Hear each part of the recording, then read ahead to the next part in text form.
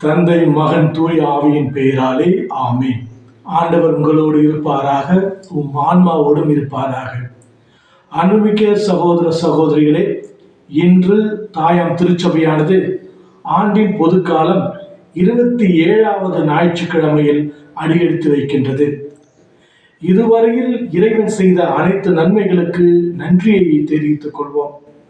அவர் என்றும் நம்மோடு இருக்கின்றார். அவர் நம்மை அன்பு செய்கின்றார். அவர் நம்மை காக்கின்றார். ஆகவே இந்த நாளிலே இறைவனுக்கு நன்றியையும் ஆராதனையும் ஸ்தோத்திரங்களையும் உரித்தாக்கிக் கொள்வோம். அது மட்டுமல்லாமல் இன்றைய நற்செய்தியானது லூக்கா எழுதிய நற்செய்தி 17வது அதிகாரம் 5 10 முடிய உள்ள வசனம்.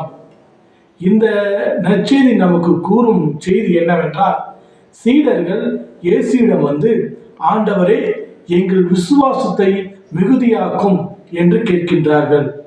அதற்கு அவர், சிறிதளவு விசுவாசம் இருந்தாலே போதும், நீங்கள் பெரிய காரியங்களை செய்ய முடியும் என்று கூறுகின்றார். அது மட்டுமல்லாமல் ஒரு பணியாளனுக்குரிய பண்பு என்னவென்பதையும், நாம் நம்முடைய வாழ்வில் தாழ்ச்சியை ஆடையாக அணிந்து கொள்ள வேண்டும் என்பதையும் இன்றைய நற்செய்தி மூலமாக நமக்கு இயேசு கூறுகின்றார். அன்புமிக்க சகோதர சகோதரிகளே, விசுவாசம் என்பது இறைவன் நமக்கு கொடுத்த ஒரு மாபெரும் கொடை. நாம் பெரிய காரியங்கள், சிறிய காரியங்கள் எதுவாக இருந்தாலும் சாதிப்பதற்கு பெரிய அளவில் விசுவாசம் தேவையில்லை. ஒரு சிறிய அளவு விசுவாசம் இருந்தாலே போதும், நாம் அனைத்தையும் சாதித்து விட முடியும்.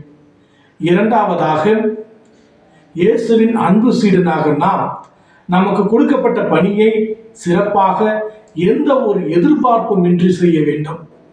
நமக்கு அது கிடைக்கும், பதவி கிடைக்கும், பட்டம் கிடைக்கும், பொருள் கிடைக்கும், பணம் கிடைக்கும் என்று எண்ணாமல், நான் எனக்கு கொடுத்த கடமையை செய்தேன் என்ற நம்பிக்கையோடு நம்முடைய கடமையை செய்ய வேண்டும்.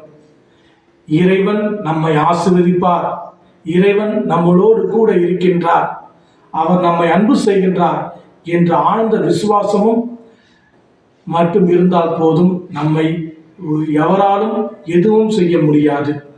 அன்புமிக்க சகோதர சகோதரிகளே, இந்த ஆண்டின் பொதுக்காலம் 27வது ஞாயிற்றுக்கிழமையை நாம் இறைவனோடு சேர்ந்து பயணிப்போம்.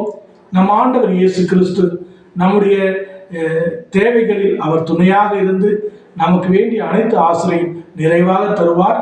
அன்னையின் ஆசிரியையும் சிறப்பாக பெற்று செல்ல இந்த நாளிலே உங்களை அன்புடன் அழைக்கின்றேன்.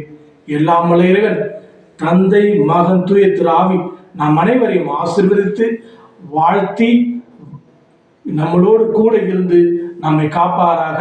ஆமேன்.